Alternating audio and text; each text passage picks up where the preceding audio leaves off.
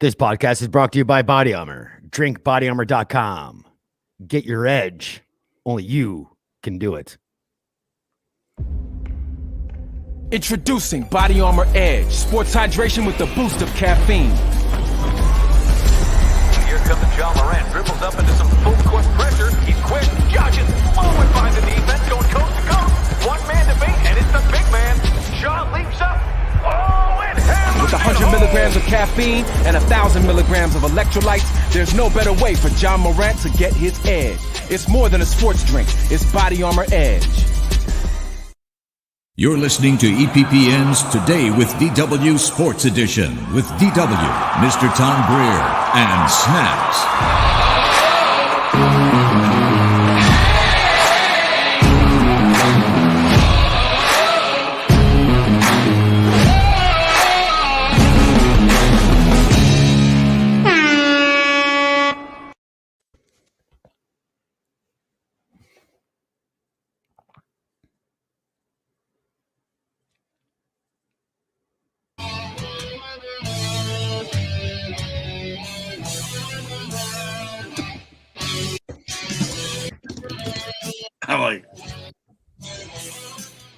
Well, that was a rough start. Welcome to Tuesday night's to the DW Sports Edition. Thank you, StreamYard, for really screwing that all up. But anyway, oh my God. You sure it's not user error? It's not user error. It's not user error. Anyway, it is the Tuesday night edition of Today with DW Sports Edition. We debuted. We're one of the only ones minus Body Armor themselves to debut this brand new Edge commercial. I got the okay from the big boys to do that. Awesome. We have a second commercial. I was told only about one, but we have another one that I was allowed to do, and we'll do that later in the episode. If you are not aware, on my personal page or through Earplug Podcast or Today with DW, we got a lot of swag, a lot of Body Armor ads. Sorry, there's no 3X. So even if you're smaller than a 3X, then you're going to get some swag. If you're not, well, you get a hat. Poor Snakc. Sorry, but they just launched their Body Armor Edge sports drink. They're doing a serious push this March, but we were allowed to actually do the commercials minus. I don't think anybody is doing commercials anywhere besides Body Armor themselves on their YouTube page. So we were honored. I'm honored that we were allowed to show this tonight and debut it. We'll have another one at the break. Let me introduce my co-host, Mr. Tom Greer. Hello. Snakc. Right. Snakc is still upset that he didn't get his 3X. You got a hat coming, buddy. You got a hat coming. That's all I ever get is hats because they don't make 3X. I told them what's going on, and I didn't get a response back. I think they're scared of you, Snakc. What's going on, Timmy? Nice for you to join us. We got a lot to talk about, a lot of sports happening with not a lot of sports, if that makes sense. I mean, obviously we have hockey obviously going on, and baseball has got 30 days, national holiday, 30 days until opening day. Go ahead, Tom. Yeah. No, I was saying I like this is like I love hockey. I'm just trying to start to get into basketball, but like ever since I was a kid, like even when I was in school, like this was the worst time of year because it's like as soon as the Super Bowl ends, moment. Because as soon as the Super Bowl ends, everything just gets boring. Sports just slows down, and there's really no news because the NHL is fun. I love hockey, but like there's never any really good news. The NBA's, right. I never really liked basketball growing up, so like I was never really that into it. So this has always been like the most boring part of the sports calendar year. No, I hear you. But you know what though, because of COVID and what we talked about, especially after this NFL season, there's actually a lot of kind of news going out of the NFL, maybe more so than any past years, just for what's going on. A lot of moves going on. We'll talk about JJ Watts, which we did not predict. I think all three of us did not predict this move. We predicted other moves. This was a huge move. Yeah. And very expensive move for him. I mean, he's getting paid pretty well, but we'll talk more about that. As we know, it's been a big, not only for the NFL and big week for the network, big week for this show in particular, more so than the network. Obviously we got more endorsement from Body Armor. Thanks to Snacks and Henry and Ben. Henry, if you're listening, awesome. Thank you so much. We got the package. We have some great merchandise to give away. We're going to be doing some contests. The new hashtag is Get Your Edge. So we're going to be doing some contests where you take a picture of the merch or of the Body Armor Edge that you buy and use the hashtag, and we're going to start randomly pick people, and we'll have some fun contests with that.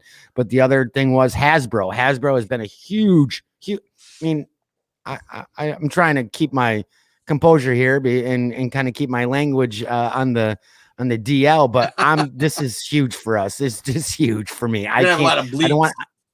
I don't want to F-bomb. I mean, but this is huge. I never expected this. This is a random thing.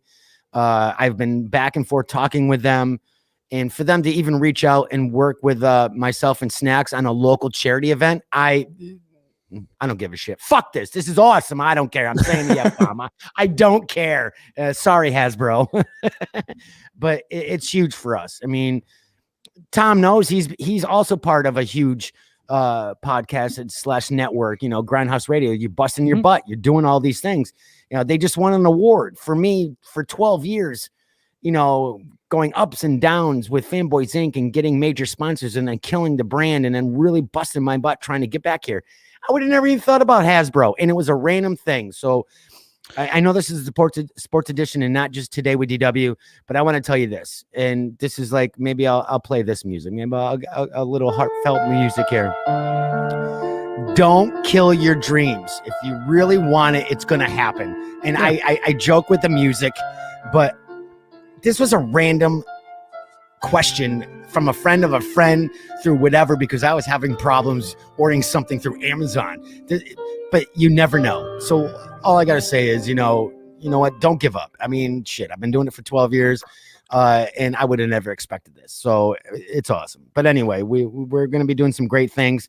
I'm trying to figure out how I can do a Hasbro moment. We're going to be doing Hasbro moments through Wednesday, Thursday, and Fridays. Obviously, the pop culture edition. I'm trying to figure out a Hasbro moment for the sports edition. So I can wear a different helmet every night. Yeah, you could. You got them all. I only have 3 of them, but I'm trying to figure out how to highlight a Hasbro product through the sports edition. So I'm going through all their product lists and I'm talking with their people to see if there's any sports related stuff. Now, most of it's not, but we're going to try to do a Hasbro moment. Even if it's not sports, I think I might just do it because Hasbro's got their hands in everything. They got to have something sports related. It's got it. Listen, when I talked with them and then I go to their website, I'm like, oh, I didn't know they own Monopoly. Oh, I didn't know they own Nerf. Oh, I didn't know they own My Little Pony. Oh my God, look at all the crap Star Wars, Transformers. I'm like, I'm in. Whatever. We'll figure out something. We'll figure out something. But they told me to keep looking at my studio mailbox every month. So guess what, guys?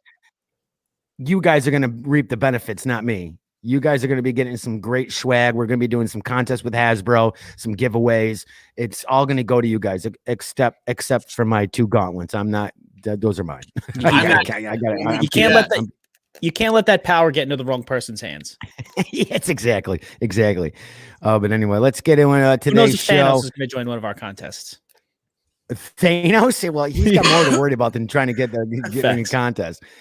Let's get into today's show. We're going to be talking JJ Watts goes to Arizona.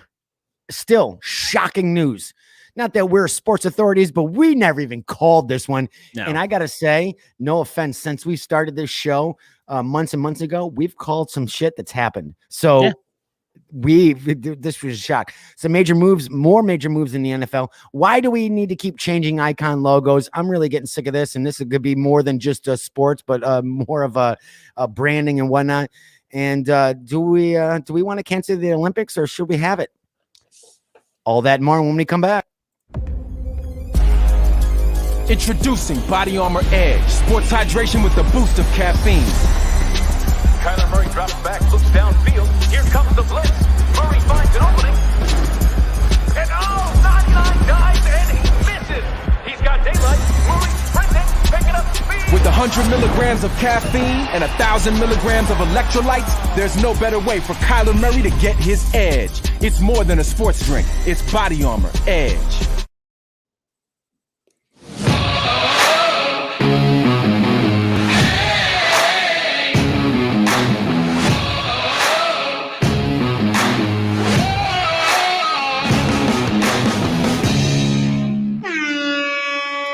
Welcome back to the Tuesday night edition of Today with DW. It is the sports edition with myself, Mr. Tom Geer and Snakc. Let's get right into it. JJ Watts, right off the bat. Now, I don't remember who we picked or who we talked about. I don't remember what Snacks picked. Snacks, this is a huge move. This could seal them another great season. We did not expect him to go to the Cardinals.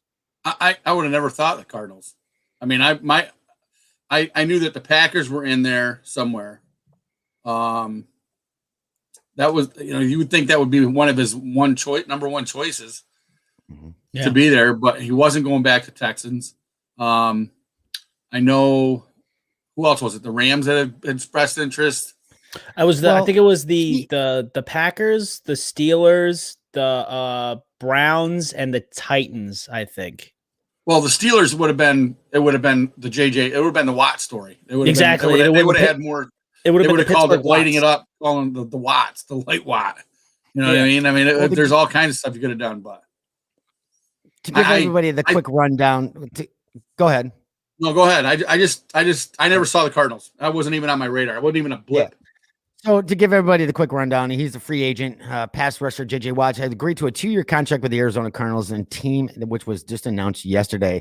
Obviously, terms were not disclosed, but a source told ESPN's Adam Schefter that the deal was worth $31 million, including a $23 million guarantee. Now, that alone in a 2-year contract is amazing. I mean, we already know Mahomes has $531 million or whatever in a 12-year contract. If you break this down, this is kind of worth more per dollar than what Mahomes is getting, in a way. So what is funny is that in 2020, Watt ranked 15th out of the 119 qualified pass rushers in pass rush win rate, according to ESPN stats and information research. He finished the season with 5 sacks, 2 forced fumbles, and an interception he returned for a touchdown. He has been plagued with injuries recently and having played 16 games this season, only twice since 2015. Now, other teams, and then we'll get into the other teams, and we'll get into the Tom's takes. There's other teams that offered him more money. Yeah. So what is interesting is, what do you think? And we'll get into the details, but I want your guys' take on this before we get in some of the details. Why do you think he went to the Cardinals, Tom? Why do you think? I mean, when another team, and we'll name the team down the road in a little bit, but why do you think he passed up the money to go to the Cardinals?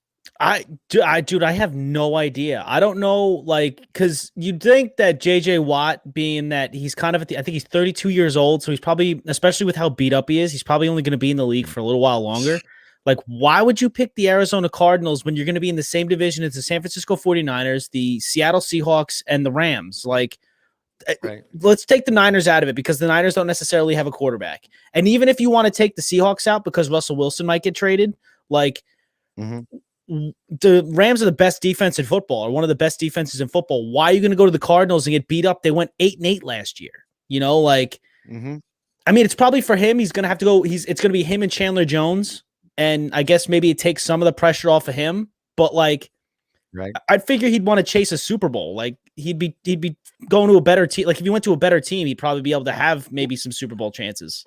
I mean, I think that he's got, isn't that where Hopkins is? Yeah. DeAndre Hopkins. So they were friends. I know that when they were with the Texans. And I got a feeling that he had a lot to play in it when, he started talking to him and he was like, hey, do you think about the Cardinals and blah, blah, blah.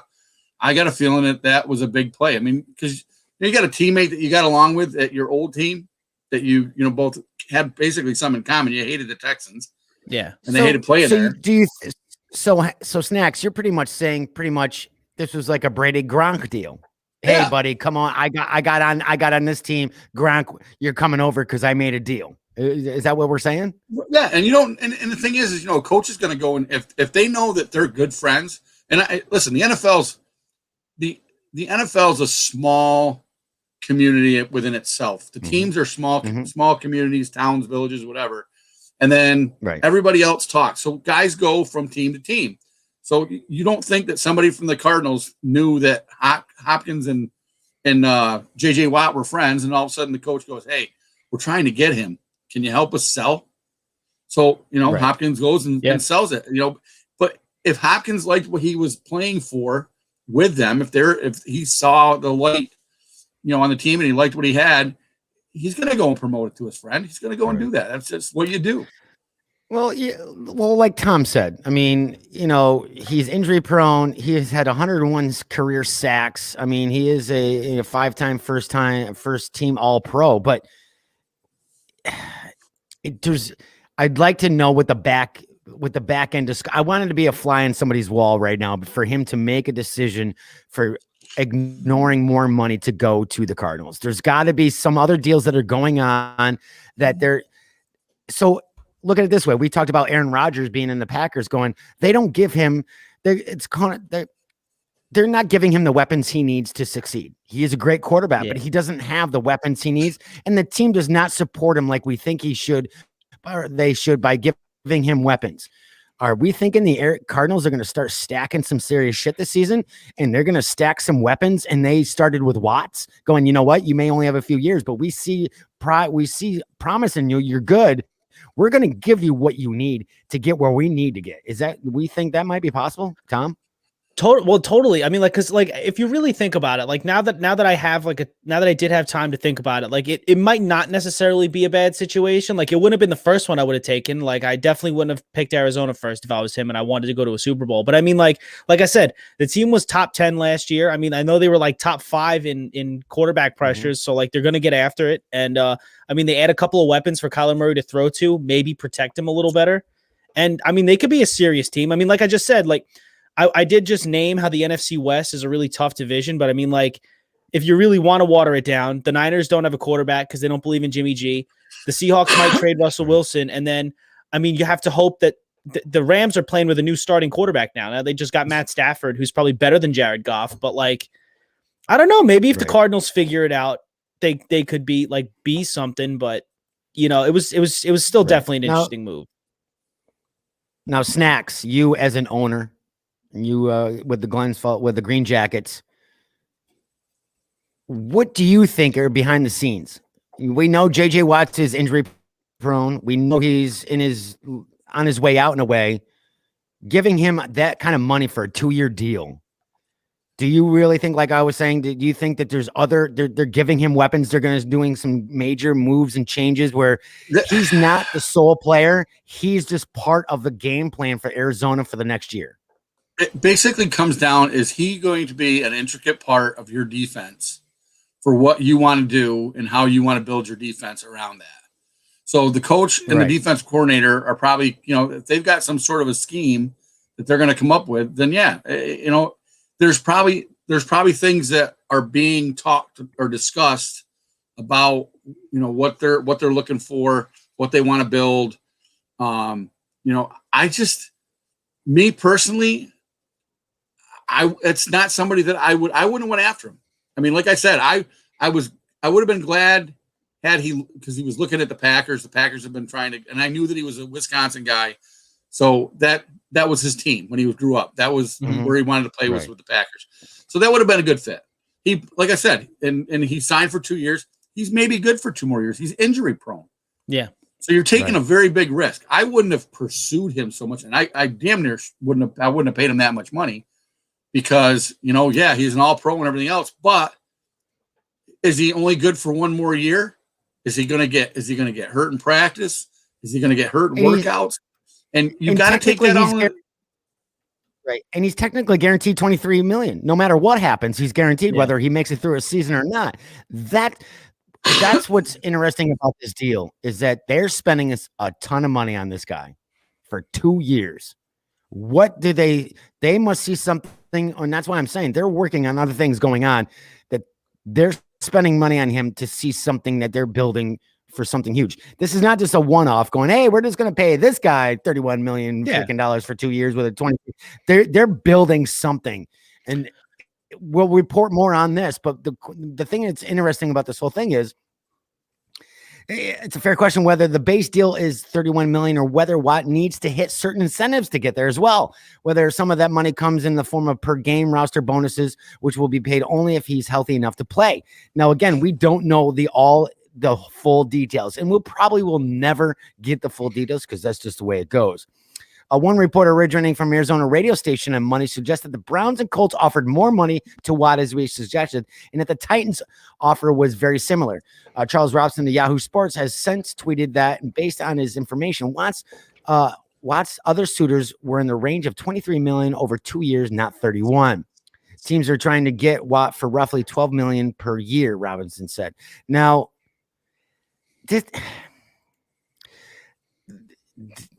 we don't know the salary cap or what the budget is for the Arizona Cardinals. For them to spend this kind of money on a 2-year contract for one guy, what's they got left room. for them? And what are they gonna do? There's so many questions going on. Could we see that the Arizona's like kind of sneaking in and they're gonna make the super team, or are they like, we're just taking a chance on one guy? And we've talked about this before, that in the NBA, Michael Jordan, Kobe, one guy can make a difference in the NBA. We've seen it happen. One man can win a game. We've seen it. Not that it's not a team sport, but this does not happen in football, and especially not with Watts. So for them to spend that kind of money, go ahead. I see your hand raised. One guy does make a difference in football. Do you want to know how I know that? No, don't tell me Brady, because the Tampa Bay Bucks just won a Super Bowl. He's the not. Tampa Bay Bucks. It's not. It's not just Brady. The Tampa Bay whole Bucks team. The Tampa Bay Bucks with virtually the same team, minus Gronk and Brady. Maybe one or two moves on defense. That means their offensive line was amazing. It's still not Brady. All right, fine. No, I understand that. But what I'm saying is last year, the Tampa Bay Bucks had virtually the same team that they went into this year. They brought in Tom Brady. Following year, win a Super Bowl. I'm not saying JJ Watt's going to win the Cardinals a Super Bowl. I'm just saying one person can in fact be a very big deal. We'll agree to disagree with the football analogy to the NBA. I just feel that it's not the same as the NBA. Right. The offensive line, if that offensive it wasn't just line, him that brought it wasn't just him that got to Tampa. It was, you got Gronk, you got Gronk wasn't the same guy. Yeah, but I'm just saying to you, there's more things that he brought, other weapons with him. So he bought guys that he was comfortable with. That's why they got better. And then those guys that have been around him built up everybody else and got them pumped up. But if they didn't get Tom Brady, the Bucks don't win the Super Bowl this year. If they don't get Tom Brady and they're I'm not disagreeing with you, but I'm not disputing that.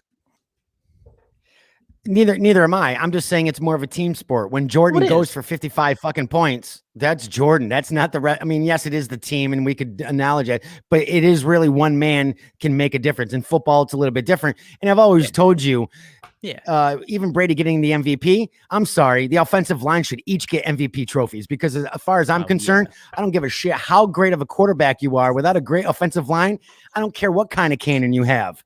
It's not gonna. You need that, and I know Brady understands that. Brady definitely does give respect to that, and I think that's amazing. But again, it's pears and apples, as I'm saying. So with JJ, them spending this kind of money on JJ, this is not a one-off.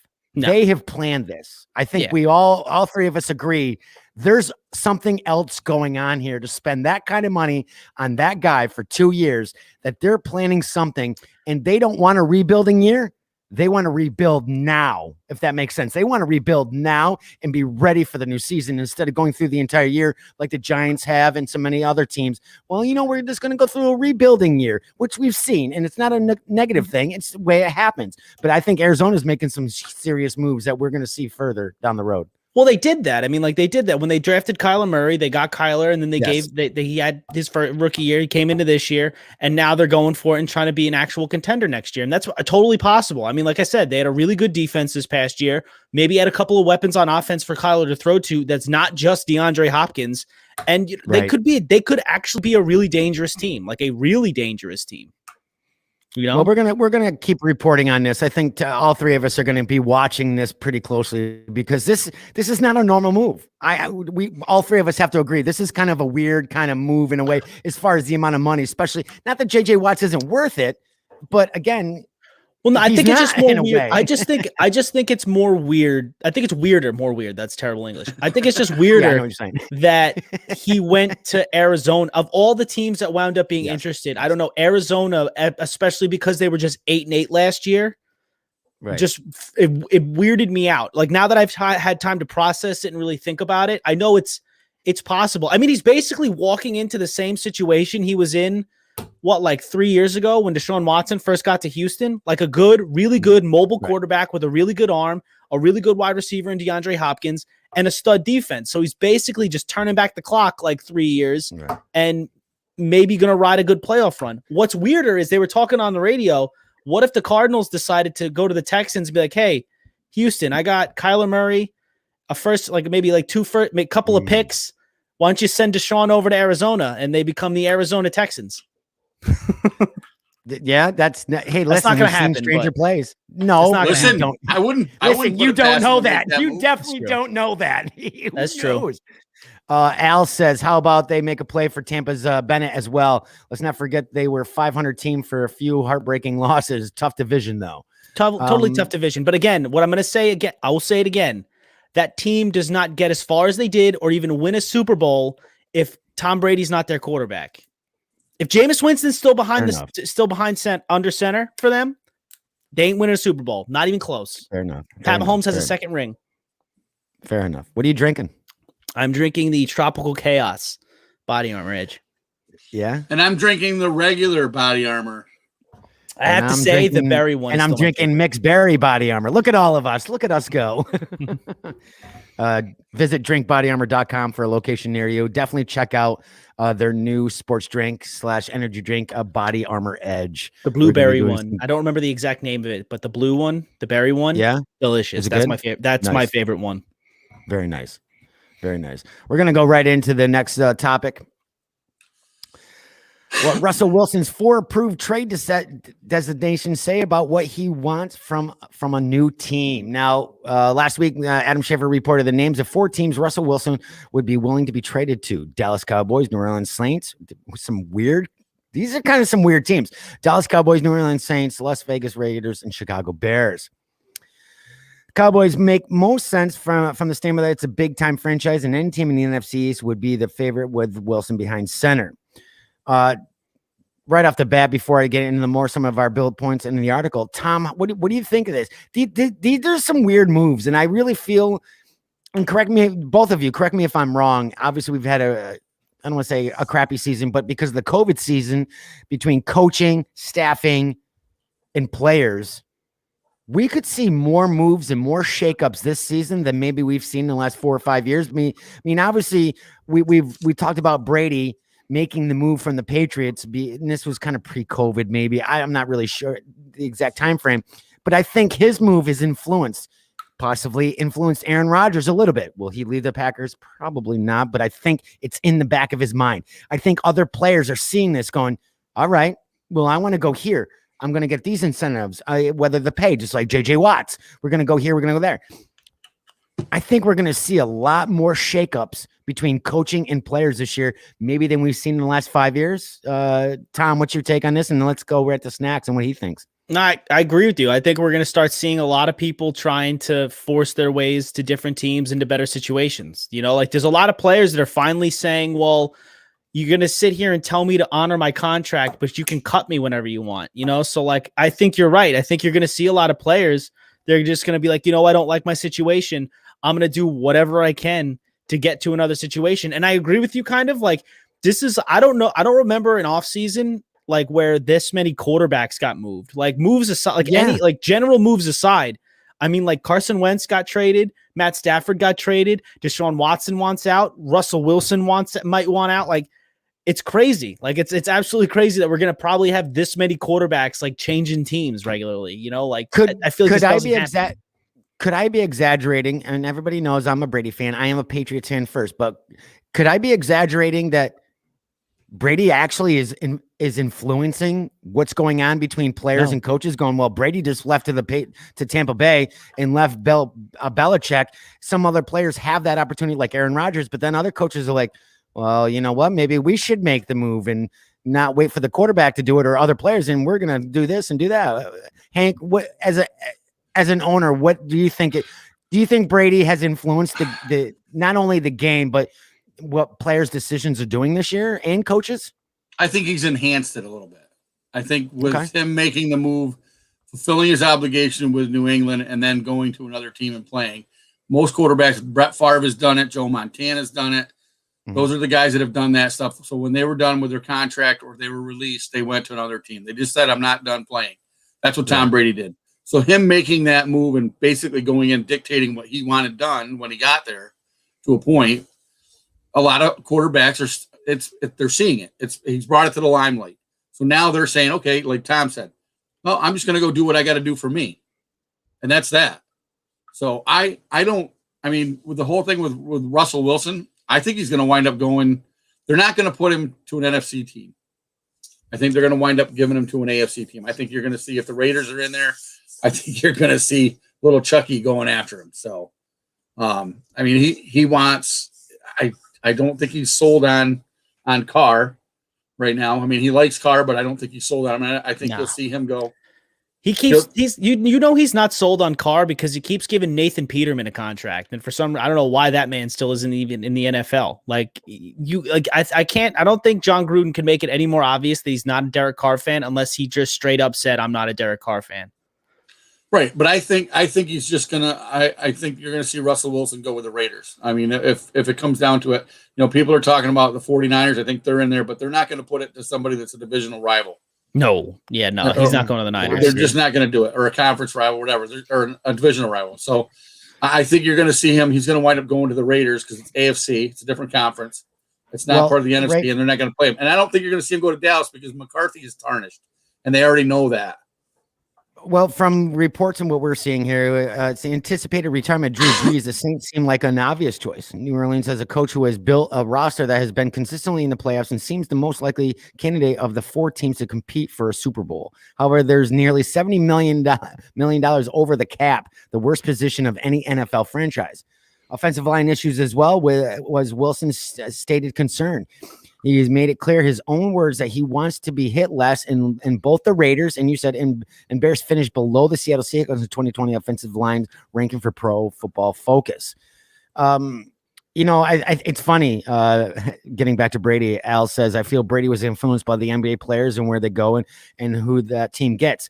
You know what? I would not disagree with you so much with that, Al. I think everybody's watching other sports. And I agree with what getting back to Brady, and we'll go back into Wilson. Other players have done it. Montana's done it. I don't know if they've done it and correct me if I'm wrong, Snacks. I don't think they've done it when they were at the height of their game, where the team was on a winning streak. You got to remember, it was a whole different... we're leaving, and we could get 2 more Super Bowls, but we're going to leave. I don't think any other quarterback has left off a winning season. Right, but the rules of trade back then and leaving your team was a lot different.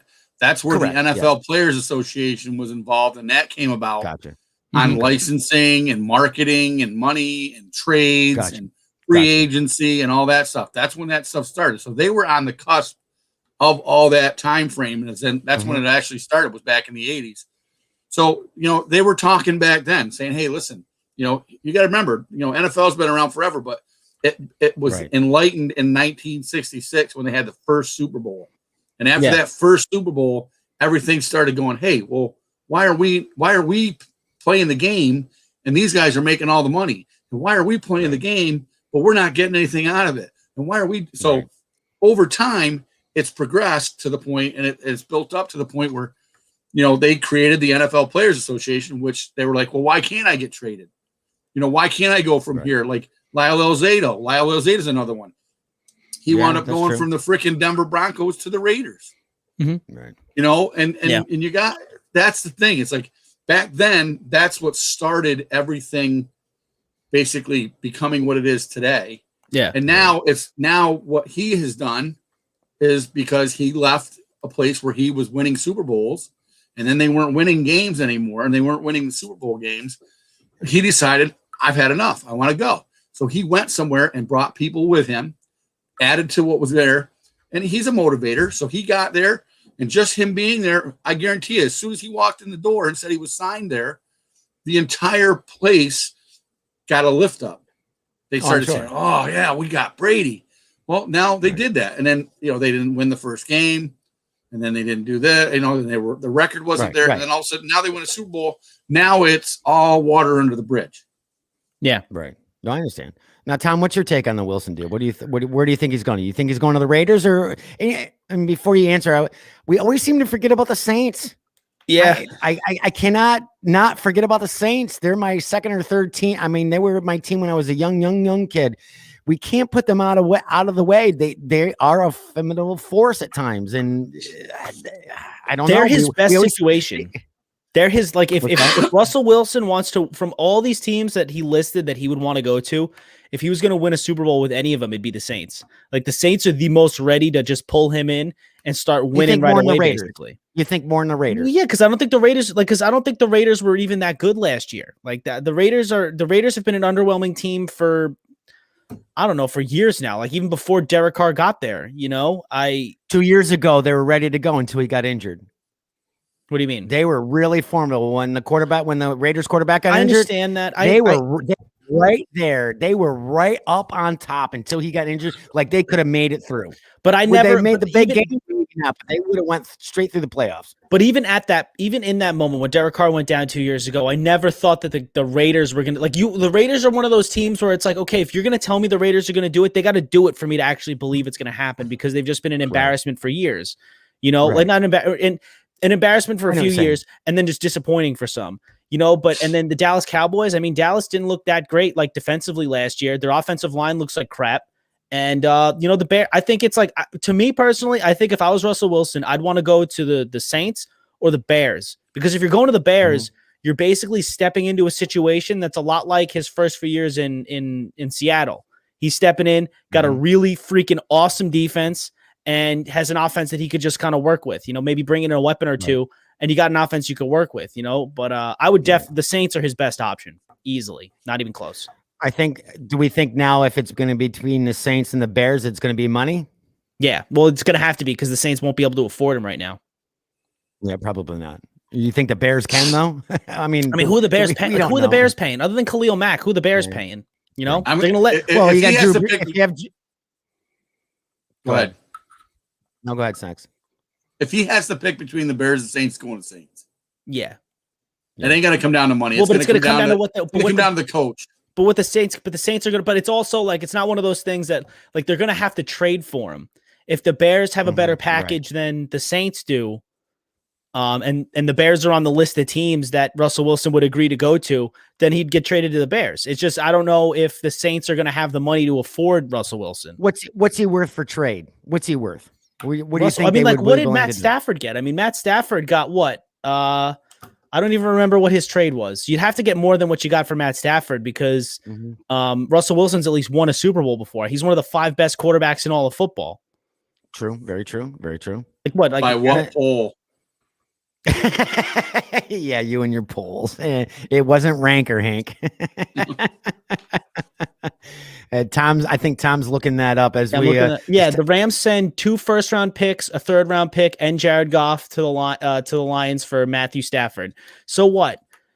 You'd have to assume that Russell Wilson's probably going to be at least 2 or 3 first-round picks, probably a second-round pick. I mean, quarterback's the most important position in football, and if you're that, but is he still worth it? Yes, I think so. Is he really worth it? Okay. I think so. If you're the Saints, he's worth it, because the Saints are ready to win right now. Like, the Saints have to win right now.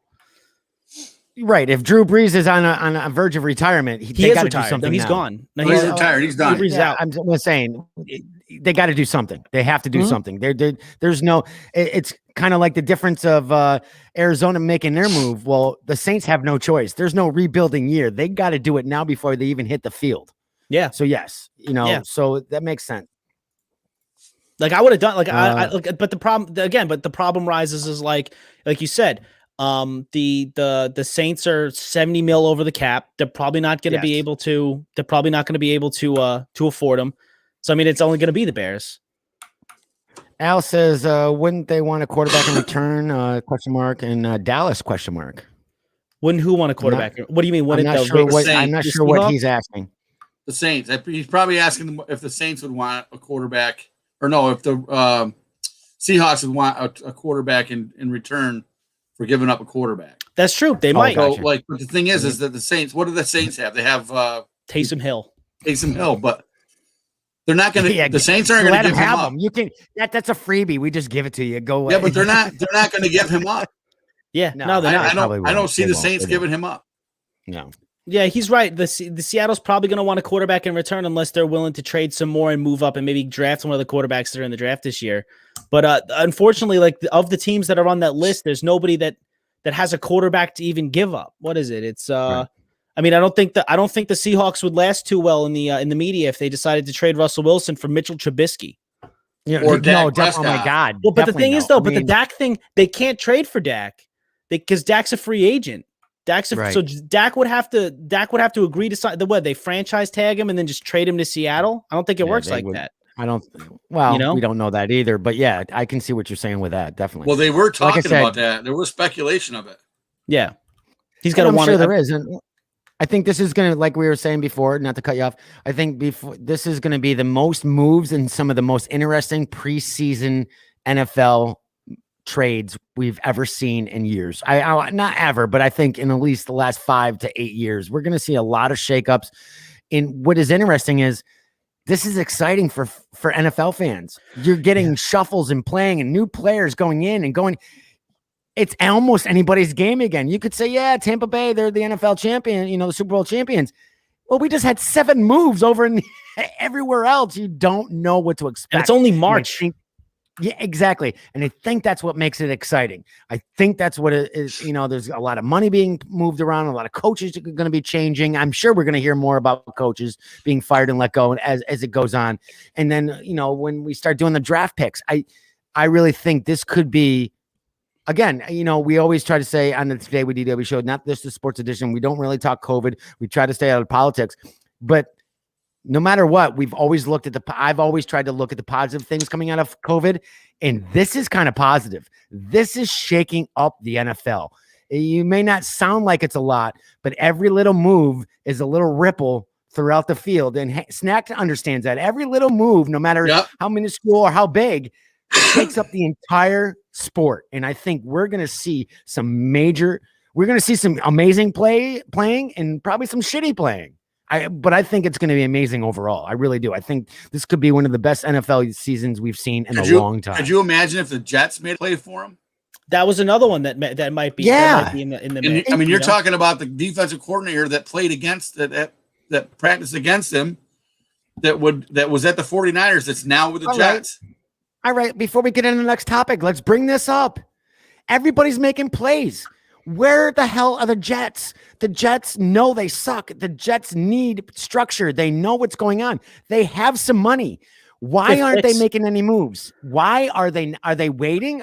I'm hoping I'm going to give them the benefit of the doubt on this episode right now, that I'm going to give them the benefit of the doubt. They're waiting for something. But the other half of me is like, what the hell are you guys doing? They're probably waiting for the Texans to pick up the phone for Deshaun Watson, because right now the Texans keep saying that they're not if anybody's calling to trade for Deshaun Watson, they're not even answering the phone, which is dumb, which is really dumb, because the Texans as a whole, they have to basically accept at some point that Deshaun Watson ain't coming back and he ain't going to play for you. So you might as well trade for him and capitalize on that. And I mean, the Jets probably have the most to give up.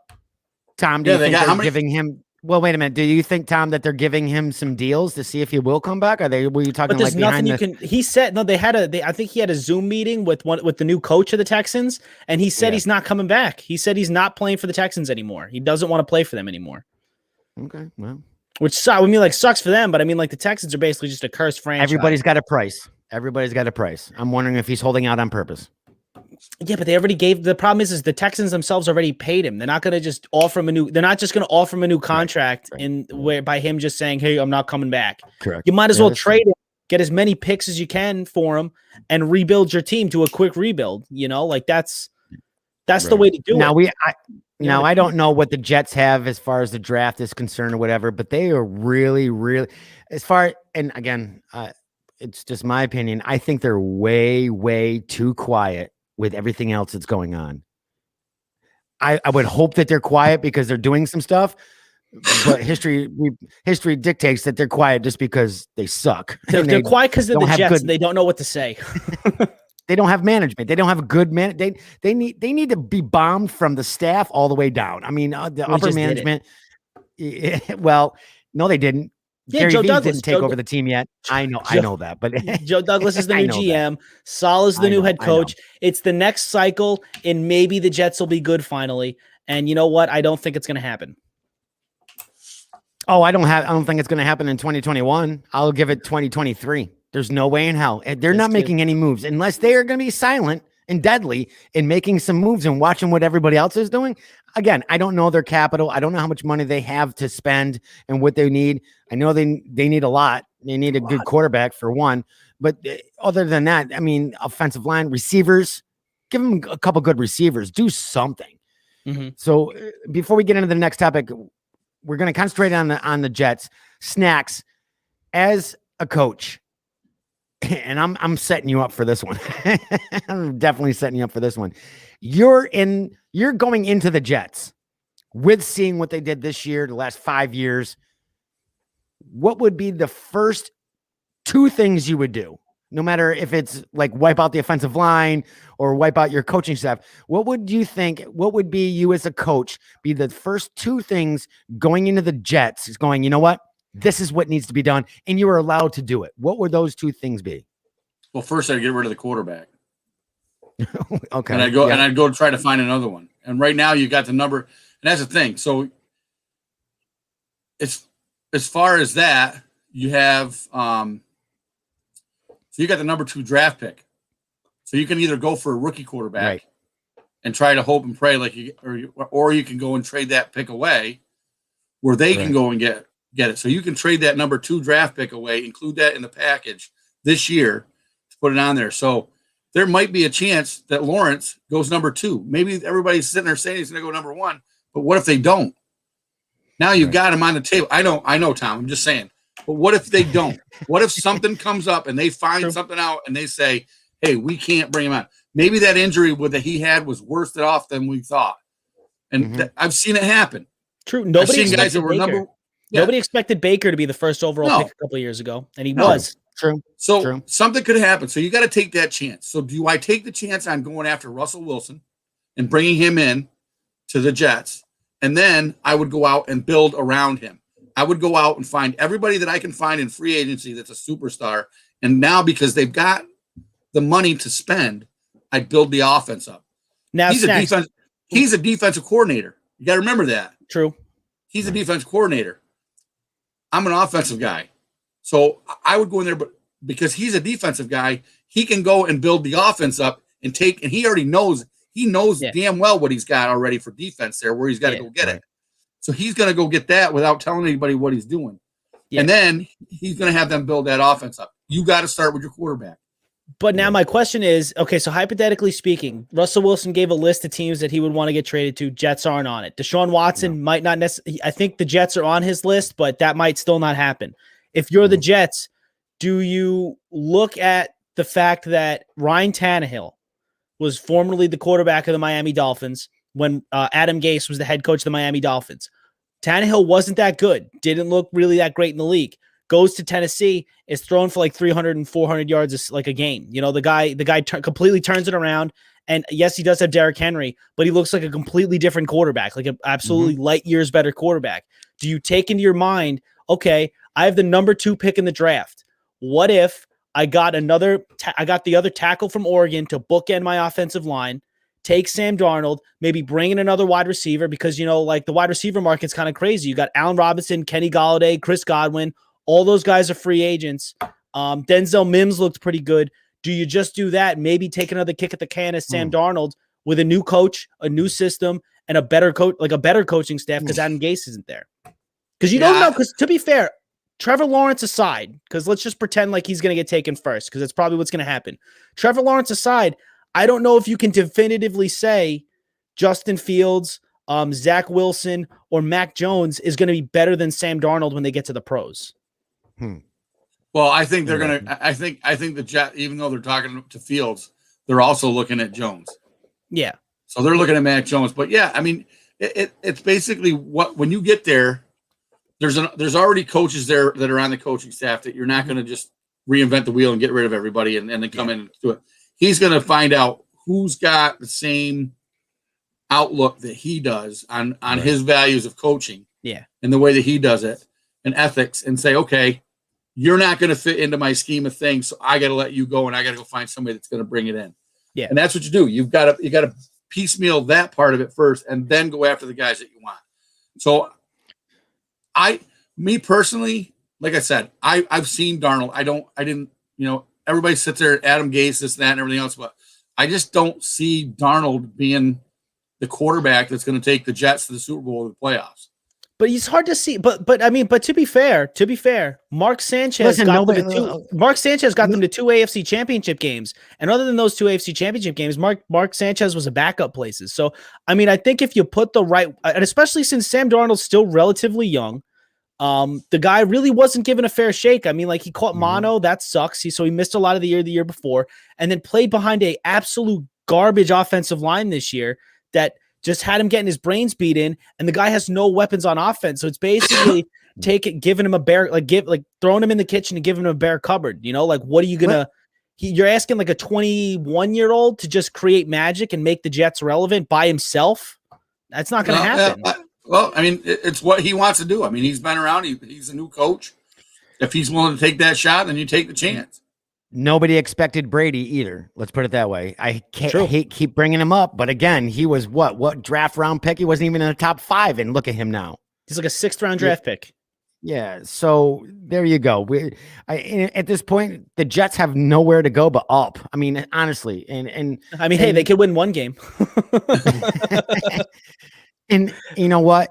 And what if they do? They become, the best comeback story ever. They take a rookie out of 21 years old and they make it into the playoffs and almost make it to the Super Bowl. How amazing would that be? It's been years since they've been able to do that. So, I'm sure, and again, I'm giving Jets a lot more credit than maybe I should, but I think we're going to see them as it gets closer to the season making some moves. I think hopefully they're smart enough, because they've made some moves, but hopefully they're smart enough to watch a little bit to see where other placement is going, seeing where they can spend their money and who they can get. Now, again, who knows what happens with draft picks? It doesn't matter. Al says, does Miami stick with Tua or also be in the mix of Watson and bankrupt their picks as well? What do you guys think? That makes sense. Deshaun Watson in Miami makes a bazillion, more sense than anything else. Because they already have a really good defense. They have good weapons on offense. So should they stick with Tua? No. If you have an opportunity, if Deshaun Watson's leaving, no matter what he's leaving, take Tua, send him to Houston with a couple of picks, maybe one. I think they want one defensive player or something like that. Send whatever you can, including Tua, to Houston and bring in Deshaun Watson. It's a no-brainer. Yeah, I got to agree with that one. I would definitely. Tua's not. I don't send Tua to the Jets. Somebody give the Jets something. Give them something. All right, we're going on to the next subject before we get into today in sports history in Snac's favorite section, the poll. We usually don't get into too political about certain things, but you know what? This is kind of sports related. China will host the 2022 Winter Olympics while accused of genocide.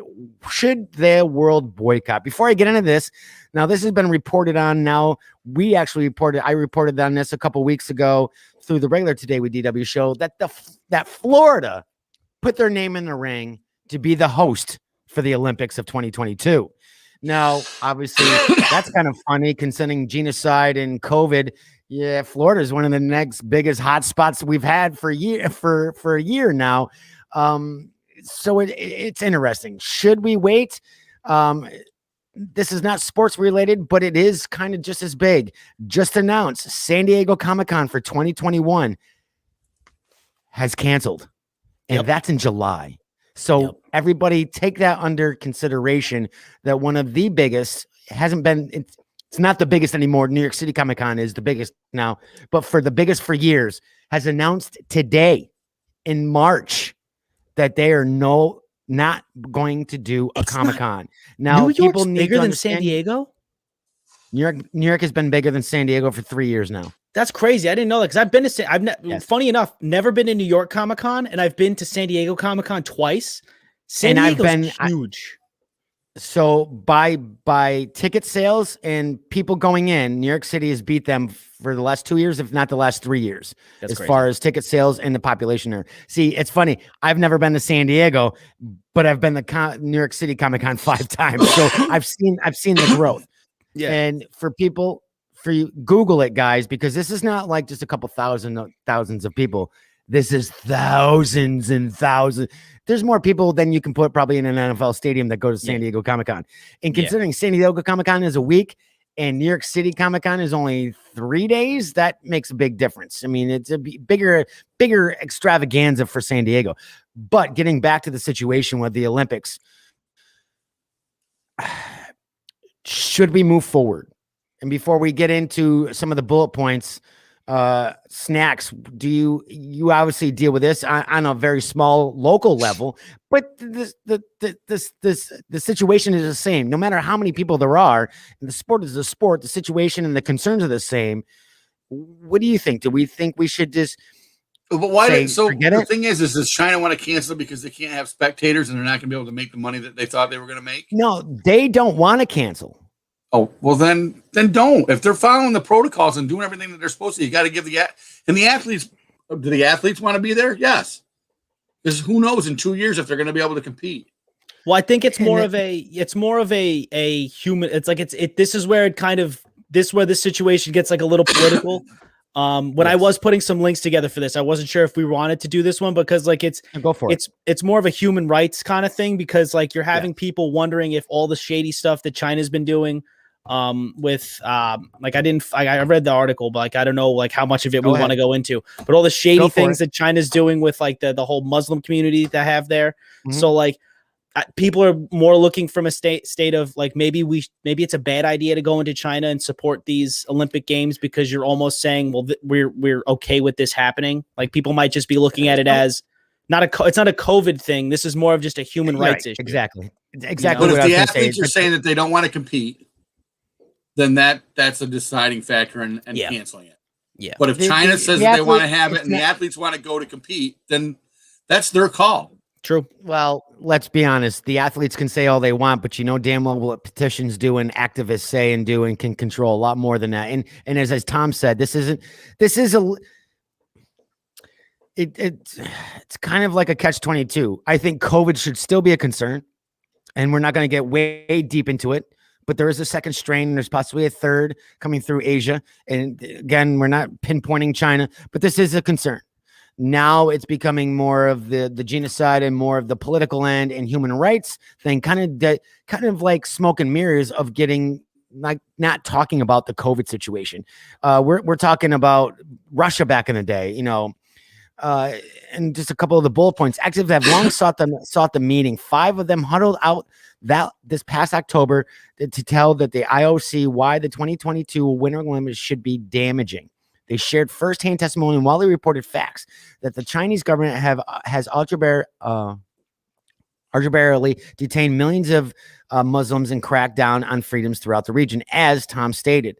Now, we've gone into politics with the Olympics, Russia, Germany.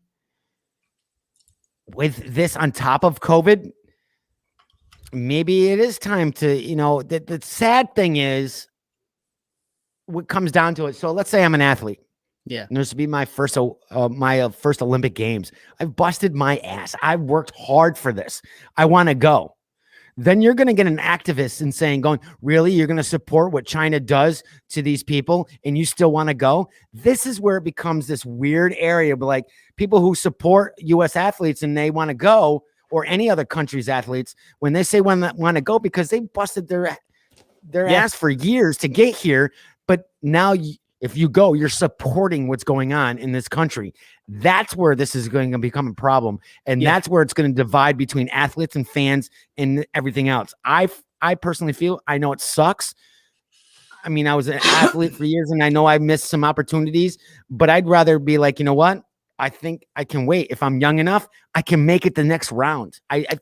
But again, you don't know. The problem is, that's why, like, I feel like, well, in situations like that, that's what's kind of scary about the world today. About like, you can just be canceled or your career could be torpedoed over literally anything. Because, like, I'd like to think that any athlete that's going to perform at the Olympic Games is not pro genocide. I'd like to think that all of them are like, I'm just very good at my sport.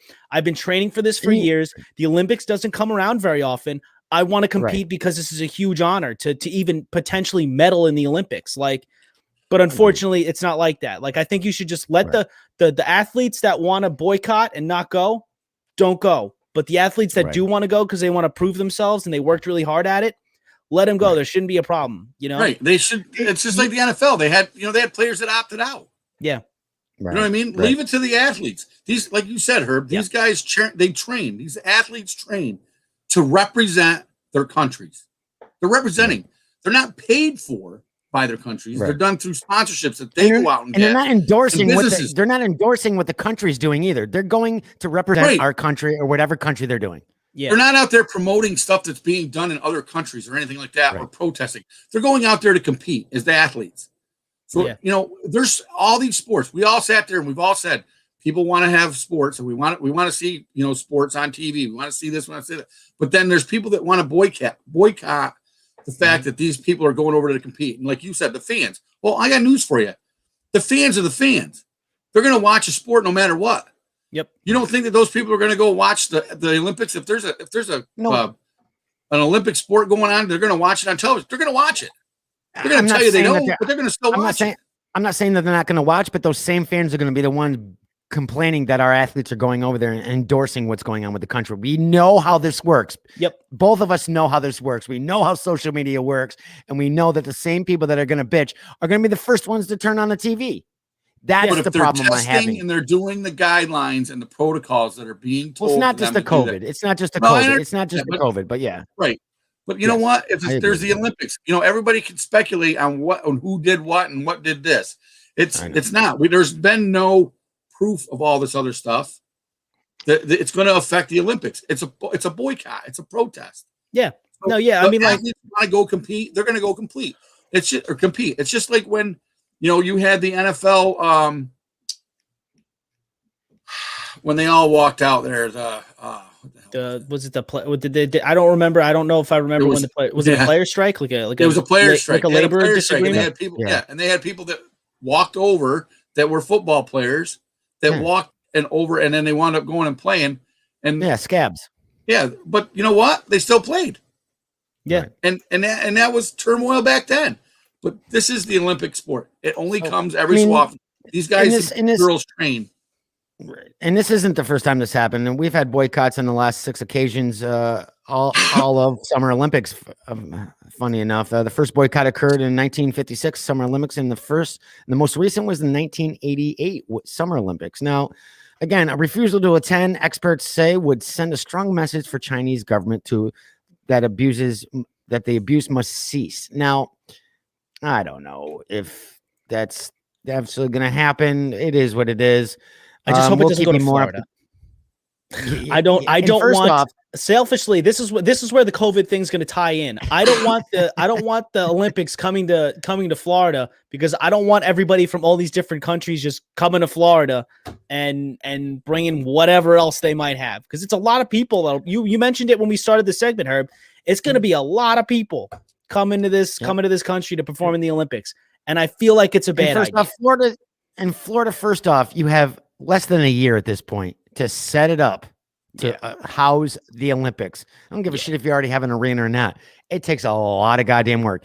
And again, China spent a lot of money. They set up a lot of stuff. But again, I mean, that's on their ass for doing it. Excuse my language. But, we'll keep you up to date on that. We're going to go into the last topic before we take a quick break so we can do today in sports history and our poll. I really don't know how I feel about this. Some fans think Kobe Bryant should be in a new logo on NBA. You know what? I'm going to tell you how I feel about that. There's a new push underway to change the NBA's new logo from Jerry West to Kobe Bryant silhouette, and Brooklyn Nets star Kyrie Irving is leading the charge. Because of my age, and you can say whatever. My opinion is, if it was going to be changed, then it should have been Michael Jordan back in the day. If we're gonna go that route, then it should have been Michael Jordan. You can hate me, you can love me, you can point fingers at me, you can send me hate email, you can send it to earplugpodcast@gmail.com. But if there was something to be changed, it would have been Jordan.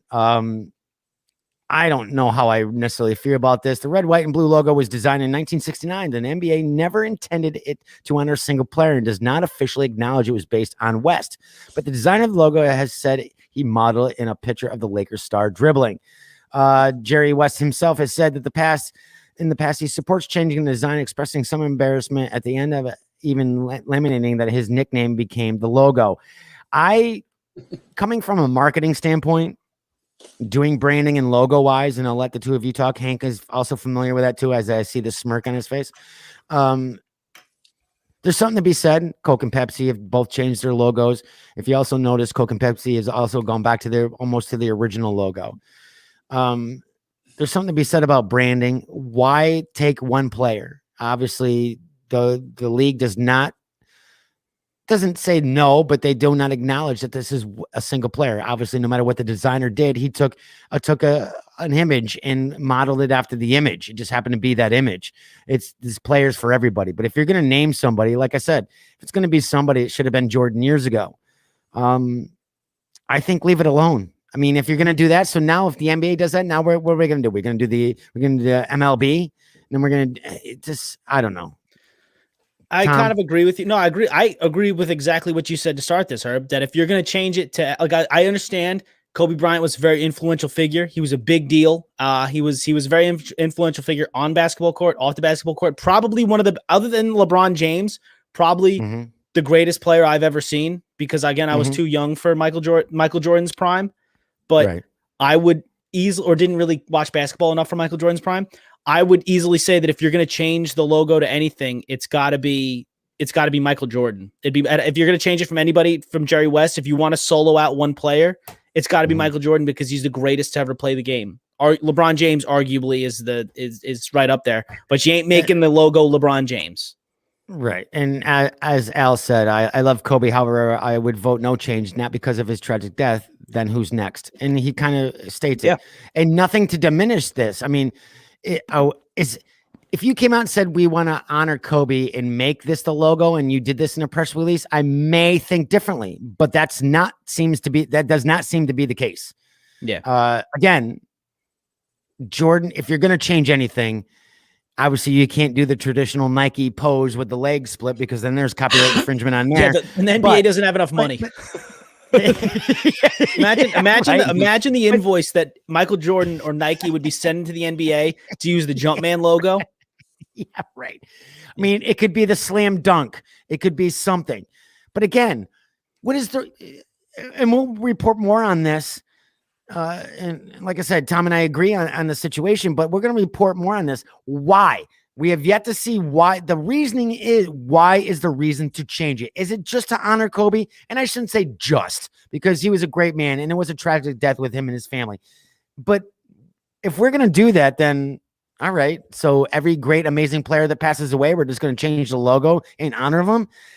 I kind of feel that diminishes the fact of the brand. Hank, what do you think? I mean, financially and marketing wise, it would be a move, because of, everybody would be buying them, buying up the stuff. But again, where do you stop? It's whether back then they didn't have a lot of people to choose from for a logo to put on there, so they went with the NBA logo. Listen, when I do logos, when I do artwork, especially when I'm doing character drawings, what do you look at? You look at references, you look people moving and this and that. So he picked a person one. Yes, it happened to be him, but it wasn't portrayed as him. Even Wes says that. So it's never been a named player. I'll even say this, even though I would petition for Jordan, I don't want Jordan there. I like that it's a generic player. The logo, just like the baseball logo, is generic for everybody. It represents every player. But you got to ask yourself, one. Look at what Jerry West said. Basically, he didn't want that. He didn't want that title of being in that logo. Yeah. So he just happened to be. He just happened to be in the right move in the right picture. Kobe Bryant, the tragedy and everything. I guarantee you, his family doesn't want that memory. They don't want to have to look at a logo and say, that's your, it's the memory every time you see that logo, and I know, over time, we had a Green Jacket player that passed away from brain cancer, and I had his jersey and we put it over at the, one of the local watering places there, Recovery. And we were going to put this jersey up. And one of my friends said, that was really good friends with Randall, said, I can't go in there to eat. I go, why not? He goes, because I can't look at his jersey every time I'm going there to eat. Right. So I didn't put his jersey in there. I mean, I was going to do it out of respect because it was there. I said, all right, well, let's put it in there. So, that's the thing. Michael Jordan's not going to want it. I guarantee you, Michael Jordan, he's got the Air Jordan. I don't know about that. I don't know about that. I would honestly tell you, I would disagree with you on that. Logo. Well, it depends on how much the NBA was willing to pay for the Jumpman logo. That's the thing, is if the NBA came to Jordan and was like, hey, we'll give you this much money, and it was a number that Jordan was okay with, well, then, Jordan's definitely going to be okay with it. But no, I kind of agree with you. I think it kind of sets a bad precedent that where does it stop on who you're going to change the logo for? I think Kyrie Irving on the Nets was kind of campaigning for it because of how influential Kobe was on and off the court, and how the league itself is predominantly African American players, and you would be representing that a little bit more with Kobe as the logo. But like you said, Jerry West, the logo isn't necessary. The logo is supposed to be a generic NBA player. It just so happens that it's Jerry West. Right, but here's the other thing. So you got to ask yourself, you guys just hit it on the nail on the head where you sat there and said it's about what the NBA is going to pay. So Jerry West, I guarantee you, has not gotten any royalties from his likeness being on that. Right. Okay. Again, so now you're saying you're going to have to go. Money's going to have to go to the Kobe family in today's day and age. Yeah. Oh yeah. Somebody's going to be there saying, "Oh, you got to get a cut of that. You got to get some of that." Yeah. And Michael Jordan, you're saying Michael Jordan, unless they're paying him enough money, then he'll want to do it. But listen, Jerry West didn't ask to be on there. Yeah. No. And, right. And you both think that Michael Jordan would want to be on there for the money wise of it. Well, that's not. I don't think I don't even think it'd be about. I don't even think it'd be the money. I think it's just the way I know Michael Jordan is.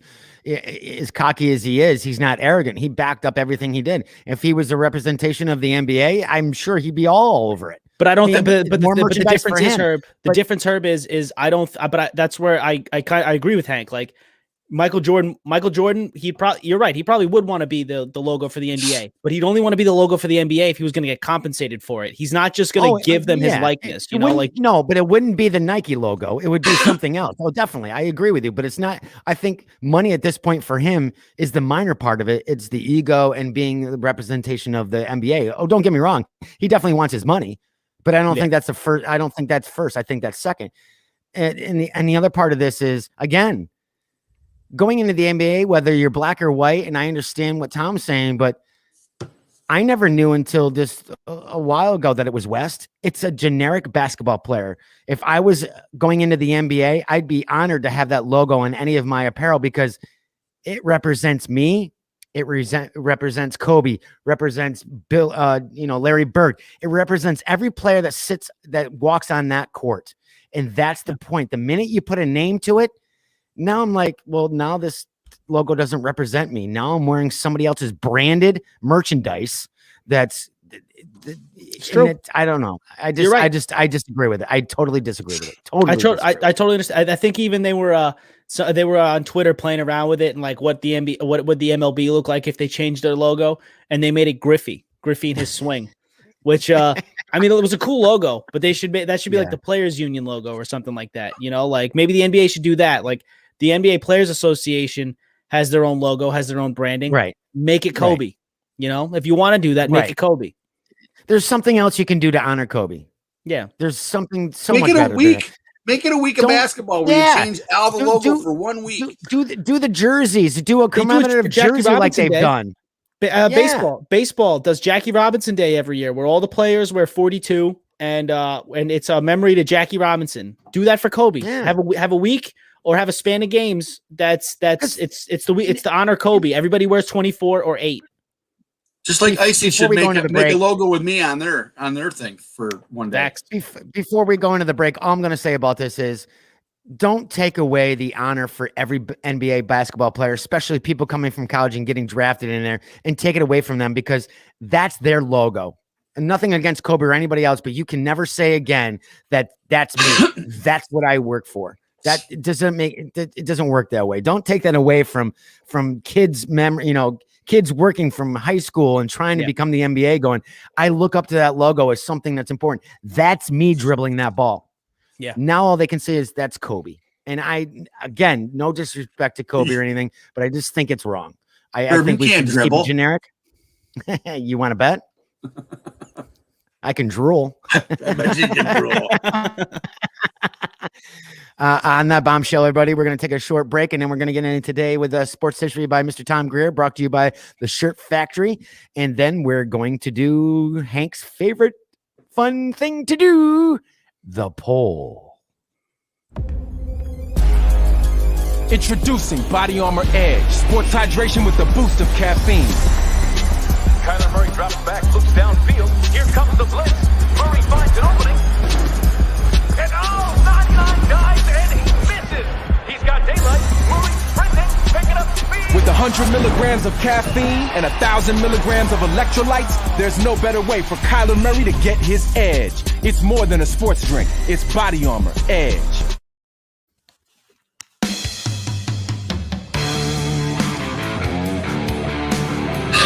Welcome, everybody, to the Tuesday night edition of Today with DW. It is the sports edition.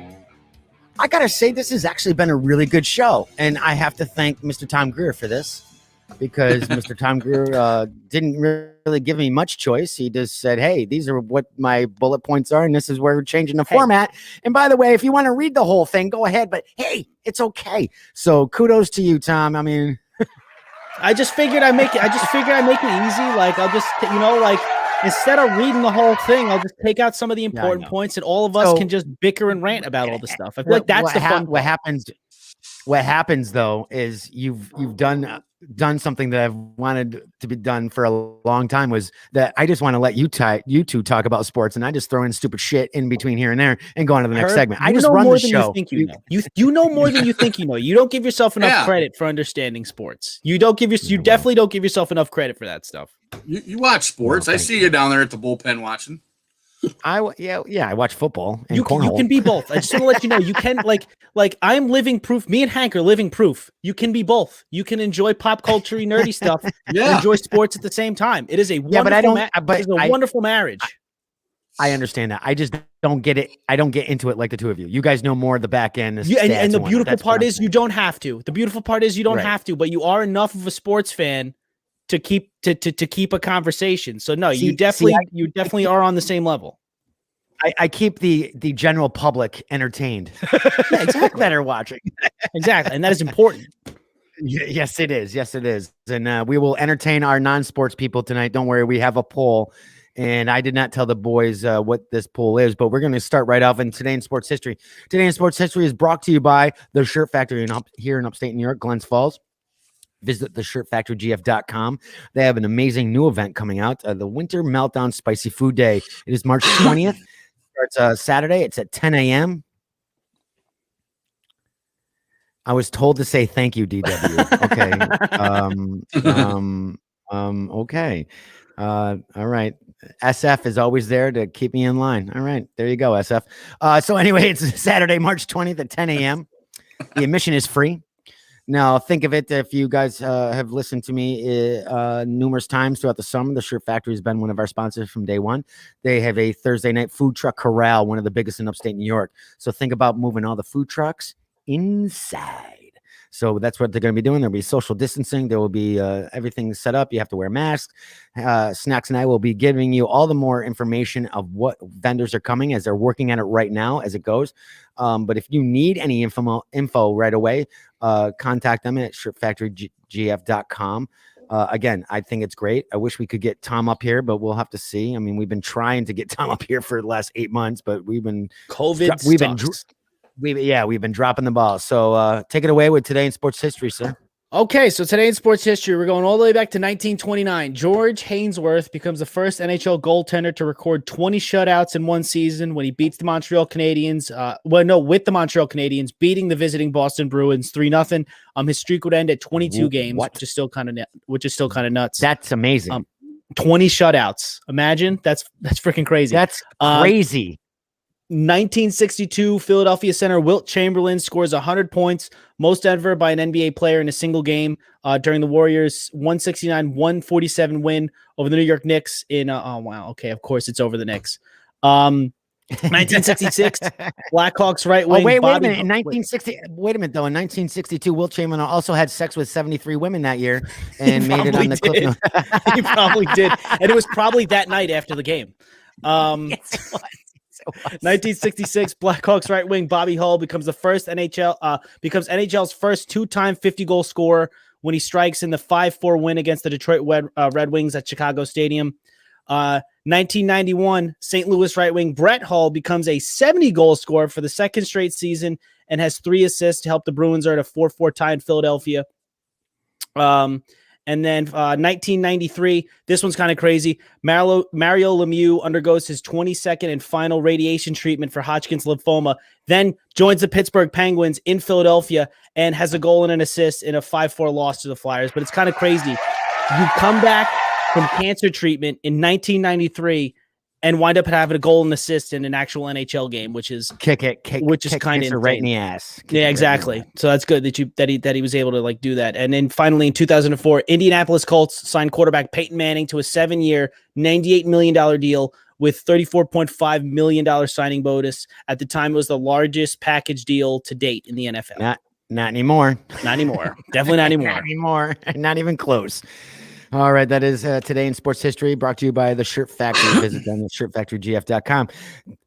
Now, I know this has been Hank has been waiting for this moment. Oh, yeah, dying. So we always do a poll. I believe it's 2-1 Tom versus Hank right now. I believe it's 2-1. Okay. So we try to do a pop culture one, something with food, something fun. So I decided to go something I would assume out of both your wheelhouses.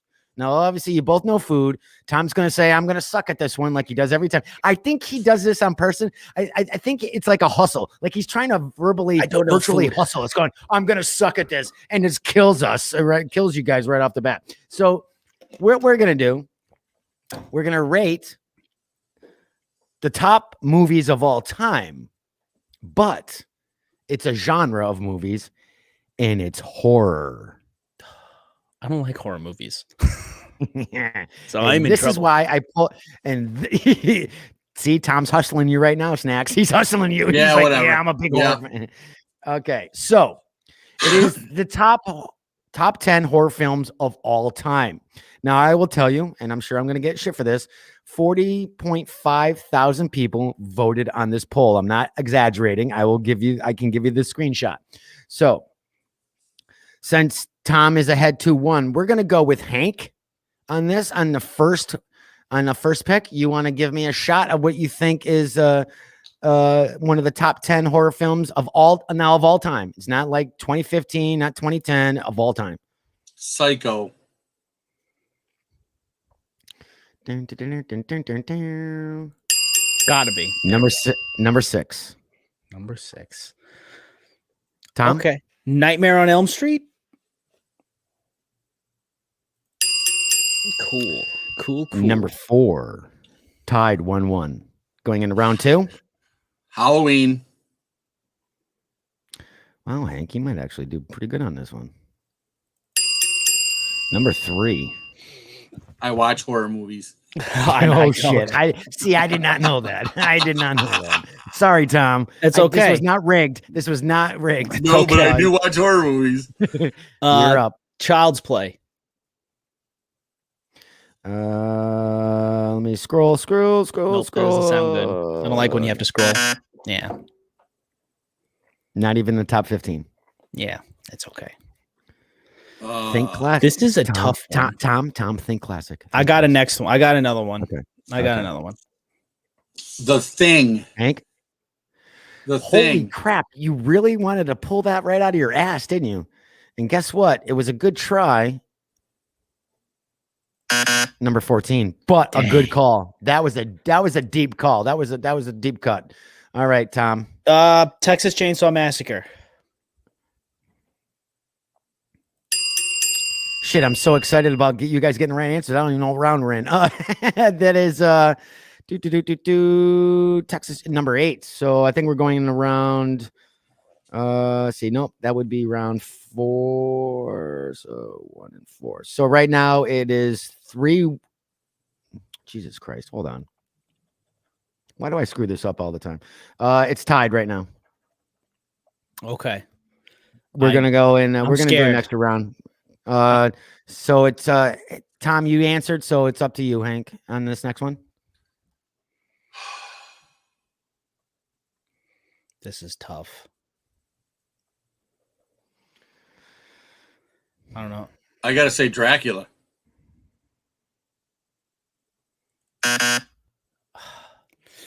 Not even in the list. This is definitely not going to be there. Blair Witch Project.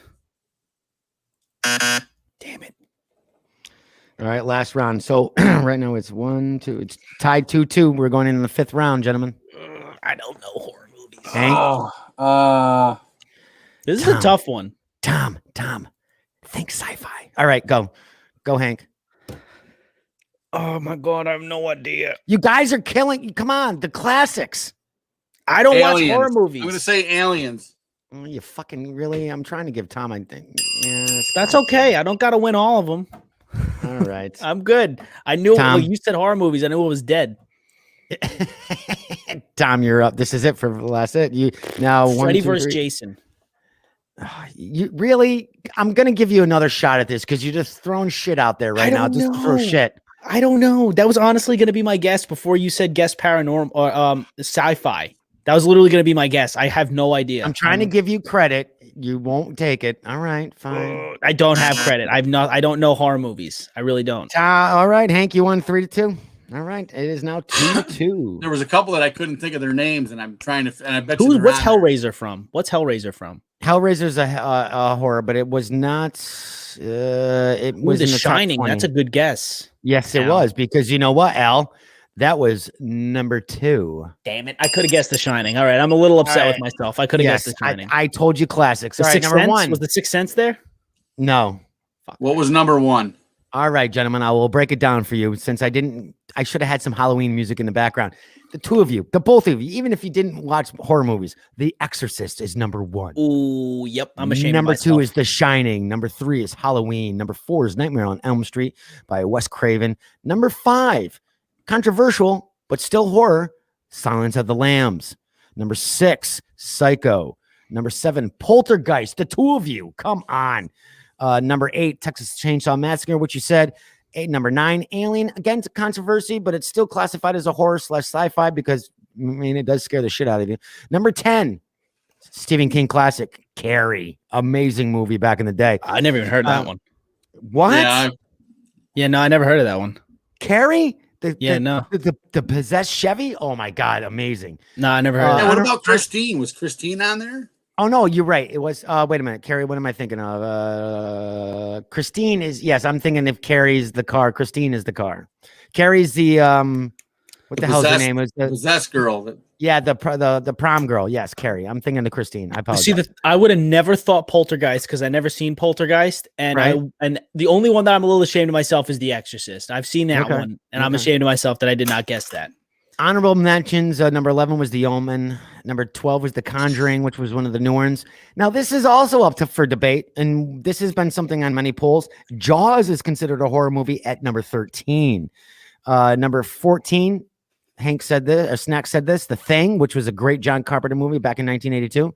The Evil Dead, which was 15, which I did enjoy that. I'm not a big fan of horror movies, but it was pretty good.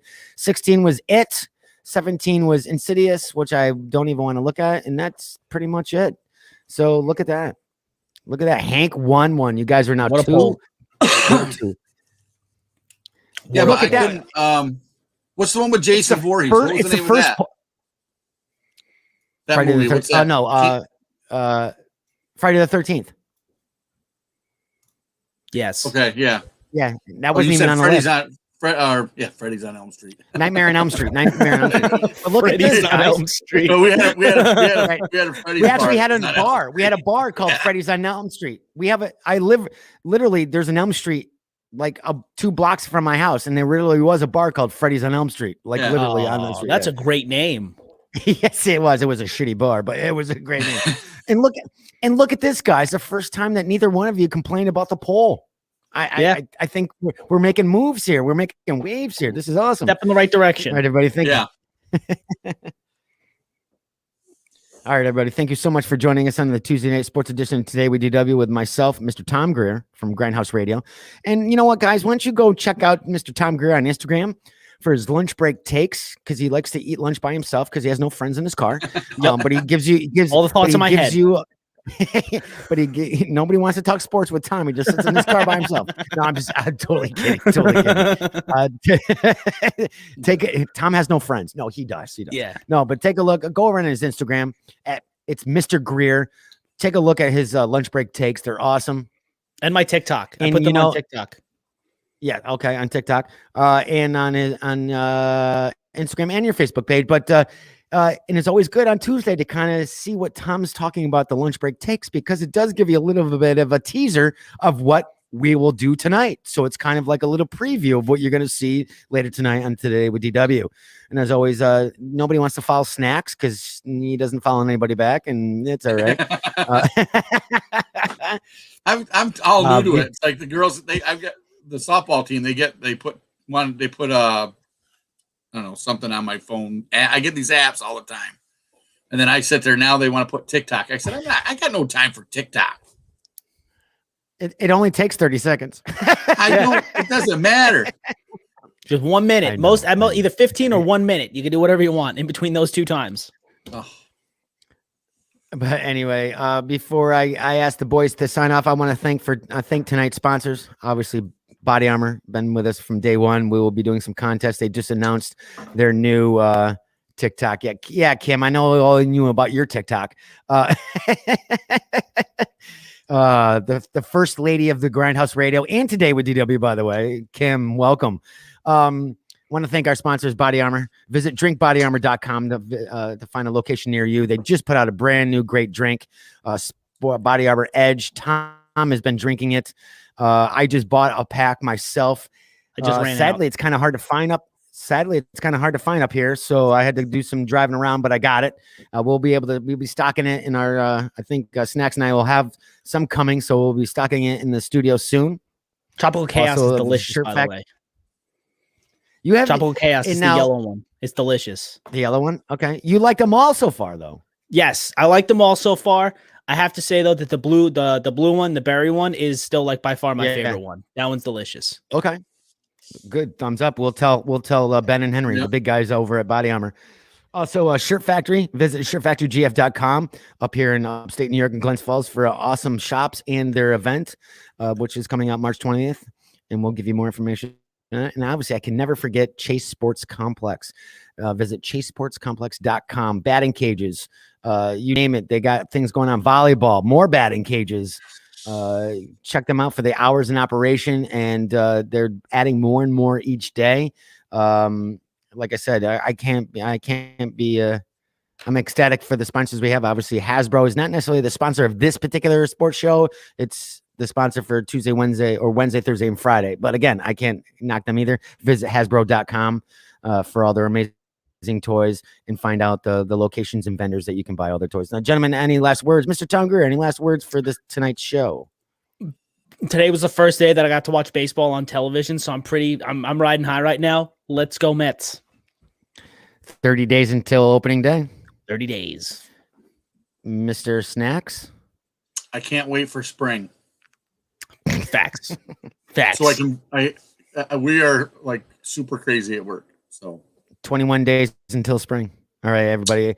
Thank you for listening. I hope you have a great evening. See you tomorrow. This has been an Earplug Podcast presentation. Found on earplugpodcast.com, iTunes, SoundCloud, and wherever your favorite podcasts are found.